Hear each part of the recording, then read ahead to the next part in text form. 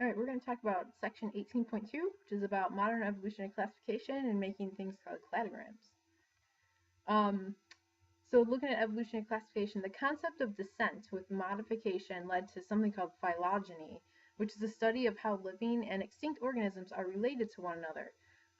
Evolutionary classification, very similar, is the grouping of organisms based on their common descent, like how they, who they were, a common ancestor that they are related to, going back and back and back.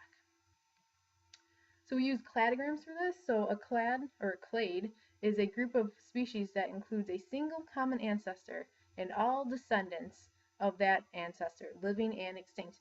Modern evolutionary classification uses a method called cladistic analysis to determine how clades are related to one another.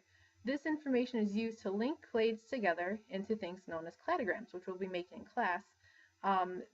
These illustrate how groups of organisms are related to one another by showing how evolutionary lines or lineages branched off from the common ancestors. Okay, so when you're building a cladogram, you have a speciation event in which an ancestral lineage branches into two new lineages. This is the basis of each branch point, also known as a node. So here is a node right here, a splitting event. Here's one species, here's a different species. So each node represents the last point at which the new lineages shared a common ancestor.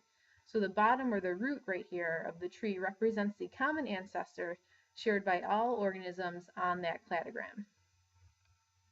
A cladogram's branching patterns indicate degrees of relatedness among organisms because lineages here 3 and 4 share a common ancestor right here at this node more recently with each other than they do with lineage 2. So here's the node here. You know that lineages 3 and 4 are more closely related to each other than they are with 2. So if you look at the cladogram, time is going from left to right. So here was the first speciation event that happened first. This speciation event happened second. So it happens from left to right. So since 3 and 4, that speciation event happened the last, that means that these two are more common in time compared to like 2 and 4, because this speciation event happened before 3 and 4. So this was more in the past, this was more recently. Likewise, 2, 3, and 4, so 2, 3, and 4, are more closely related in terms on ancestry with each other than they are to lineage 1, because again, these speciation events that these two nodes happen more recently than this one here that separated species 1 from the others. So this cladogram down below here represents current hypotheses about evolutionary relationships among vertebrates.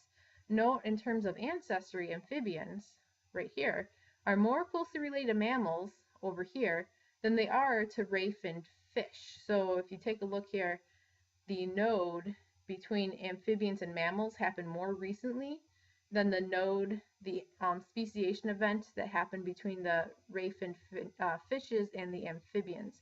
So therefore, the amphibians are more related to mammals. They split off from their common ancestor more recently than they did with the ray finned fish ancestor. Cladistic analysis focuses on certain kinds of characteristics called derived characters when assigning organisms into clades. So derived character is a trait that arose in the most recent common ancestor of a particular lineage and was passed along to its descendants. So whether or not a character is derived depends on the level at which you're grouping organisms. Four limbs, for example, is a derived character of the clade tetrapod. So tetra means four, pod means foot. So like in Spanish, PA, or think of like a tripod that holds up a camera. So the clade where things have 4 feet. Hair is a derived character for the clade Mammalia, but 4 limbs is not derived for mammals. If it were, only mammals would have 4 limbs. So we know other things besides mammals have hair. Speciation, specialized shearing teeth is a derived character, or I'm sorry, to go back, other things besides mammals have 4 feet. My bad. Specialized shearing teeth is a derived character for the clade Carnivora, of which both the coyote and lion are members. Neither hair nor 4 limbs is a derived character of this clade. Retractable claws is a derived character, here we go, for the clade Felidae, which is for your cats, cat-related organisms. Notice that lions have this trait, but coyotes do not. So that's a derived characteristic for the clade Felidae.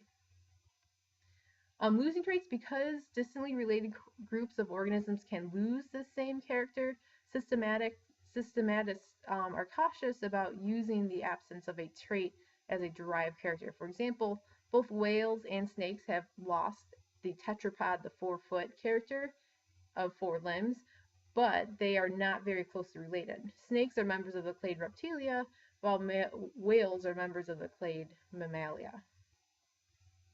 So here's a cladogram here. It shows a simplified phylogeny of the cat family. So here's your cat family here. The lowest node here represents the last common ancestor of all 4-limbed animals. So here's your derived characteristic of 4 limbs. That is everything that involves the clade tetrapod or tetrapoda. So like all these organisms here have 4 limbs. So they all are in the clade tetrapoda. The forks show the order in which various groups branched off over the course of evolution. So clade Mammalia branched off more recently than the clade Amniota, which is anything that has an egg with a membrane in it, an amniotic sac. The positions of the derived characters on the cladogram reflect the order in which those characteristics arose in this lineage. So the trait of 4 limbs, where am I? There we go. The trait of 4 limbs, for example, appeared before, here's the 4 limbs, this trait appeared before the trait of hair, here we go, in the cat's lineage. Each derived character defines a clade. Hair, for example, is a defining character for the clade Mammalia. So everything in the Mammalia clade, which would include here in the examples marsupials, dogs and their relatives, cats, they all are in the Mammalia clade because they all have the derived characteristic of hair. Retractable claws is a derived characteristic only for members of the clade Felidae. So that's kind of what separates cats, a derived characteristic that separates cats from the other organisms here in this cladogram. Derived characters that appear lower on the cladogram than the branch point for a clade are not derived for that particular clade. Hair, for example, is not a derived characteristic for the clade Carnivora. Smaller clades are nested within larger clades. So the clade Amniota, here we go, is part of the larger clade Tetrapoda. So it's almost like those Russian dolls that fit into each other. So the clade Tetrapoda would be like the biggest Russian doll that can fit all these other ones here. The clade Felidae would be the smallest one that would be inside everything else. A clade must be something we refer to as monophyletic. This means that it contains an ancestral species and all of its descendants, and no species that are not descendant of that ancestor. So we've been looking at physical traits to separate organisms from one another.